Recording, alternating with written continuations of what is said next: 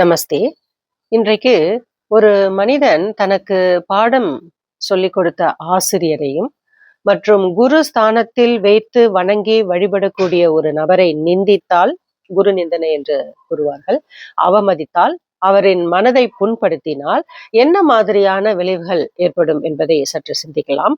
முதலாவதாக, அந்த நபருக்கு கல்வி கற்கும் வாய்ப்பு கிடைக்க பெறாமல் போகும். அதாவது ஃபார்மல் எஜுகேஷன் அப்படின்னு சொல்ற அந்த அறிவும், இன்ஃபார்மல் எஜுகேஷன் சொல்றக்கூடிய அந்த வாழ்க்கையின் நிகழ்வுகள் மூலமாக கிடைக்கக்கூடிய ஞானத்தையும் அந்த நபர் தவறவிட்டு விடுவார். அடுத்தது, ஒருவேளை ஏதோ ஒரு பின்புலம் இருந்து அந்த மனிதன் கல்வி கற்று விட்டாலும் கூட அந்த கல்வியால் அவருக்கு பெருமை விளையாது, மாறாக சிறுமைதான் விளையும்.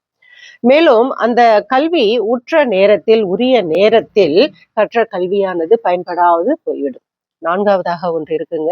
அந்த மனிதருக்கு, அதாவது குரு நிந்தனை செய்யும் அந்த நபருக்கு தீய நட்பு ஏற்பட்டு துன்பங்கள் பெருக வழிவகுத்துவிடும்.